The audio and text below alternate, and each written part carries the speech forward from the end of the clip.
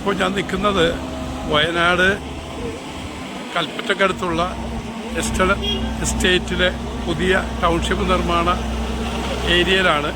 അവിടെ നിർമ്മാണം നടന്നുകൊണ്ടിരിക്കുന്നു. ഇപ്പോൾ ഒരു സാമ്പിൾ ആയിട്ട് ഒരു വീടിൻ്റെ നിർമ്മാണം 1 മാസത്തിനകം പൂർത്തിയാവുമെന്നാണ് പറഞ്ഞിരിക്കുന്നത്. അപ്പോൾ ബാക്കി വീടുകളുടെ പണി നടന്നുകൊണ്ടിരിക്കുകയാണ്. നമ്മൾ എഡ്രാക്കിൻ്റെ നേതൃത്വത്തിൽ ജില്ലയിൽ നിന്ന് 7 ഭാരവാഹികളും അതുപോലെ വയനാട് ജില്ലാ ഭാരവാഹികളും എല്ലാം ചേർന്നാണ് ഈ സൈറ്റിലേക്ക് വന്നിരിക്കുന്നത്. എറണാകുളം ജില്ലയിലെ റെസിഡൻസ് അസോസിയേഷനുകളുടെ കൂട്ടായ്മയായ എഡ്രാക്കിൻ്റെ ആഭിമുഖ്യത്തിൽ ജൂൺ 30 വൈകിട്ട് വയനാട് സന്ദർശനത്തിനായി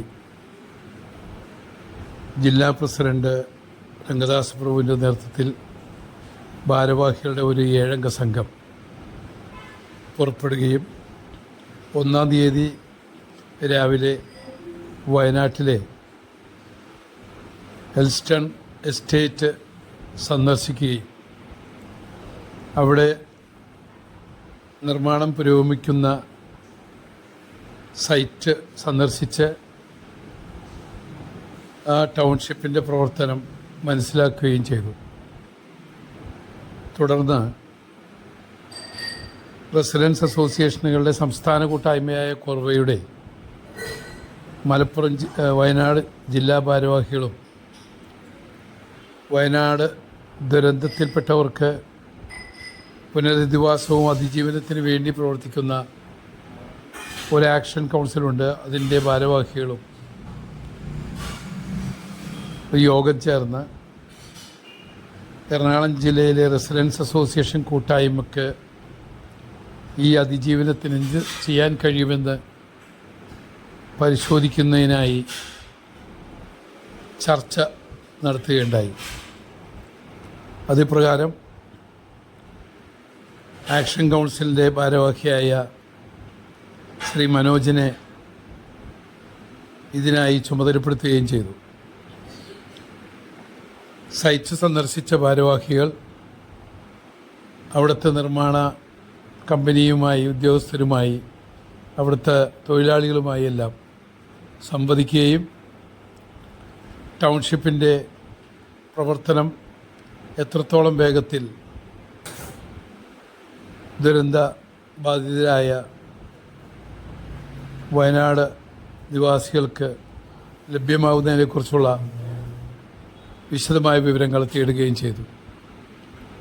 വളരെ നല്ല അനുഭവമായിരുന്നു ഇന്നത്തെ ഈ സന്ദർശനം. എഡ്രാക്കിൻ്റെ ജില്ലാ president Rangadas Prabhu, general secretary PC Ajith Kumar, എഡ്രാക്കിൻ്റെ സബ് കമ്മിറ്റി ഇതിനായി വയനാടിൻ്റെ അതിജീവനത്തിന് വേണ്ടിയുള്ള സഹായം ചെയ്യുന്നതിന് വേണ്ടി ആലോചിക്കാനായി രൂപീകരിച്ച സബ് കമ്മിറ്റിയുടെ കൺവീനർ അഡ്വക്കേറ്റ് DG സുരേഷ്, അംഗങ്ങളായ നന്ദകുമാർ, ശിവദാസൻ, ശ്രീ രാജീവൻ, എഡ്രാക്കിൻ്റെ ട്രഷറർ മനോജ് ഭാസ്കർ, അതുപോലെ തന്നെ വയനാട് ജില്ലയുടെ റെസിഡൻസ് അസോസിയേഷൻ അപ്പീൽസ് കൗൺസിലിൻ്റെ നേതാവ് പ്രസന്നൻ, അതുപോലെ സെക്രട്ടറി ശ്രീ സുരേഷ്, ഇവരെല്ലാം ഇന്ന് ഈ സൈറ്റ് സന്ദർശിക്കുന്ന വേളയിൽ ഒപ്പമുണ്ടായിരുന്നു. വളരെ നല്ല അനുഭവത്തിൻ്റെ കുറിപ്പ് ഇന്ന് ഞങ്ങൾ ചർച്ച ചെയ്യുകയും അതിനനുസരിച്ച് തുടർന്ന് പുനരധിവാസം ആവശ്യപ്പെടുന്ന അംഗങ്ങൾക്കുള്ള അവരുടെ അതിജീവനത്തിന് വേണ്ട സഹായങ്ങൾ എന്ത് ചെയ്യാൻ പറ്റുമെന്നുള്ള ആലോചന നടക്കുകയുണ്ടായി. തുടർന്ന് ഇന്ന് വൈകിട്ട് വയനാട് നിന്ന് പുറപ്പെട്ട് എറണാകുളത്തേക്ക് ഈ സംഘം തിരിച്ചു പോരുകയാണുണ്ടായത്.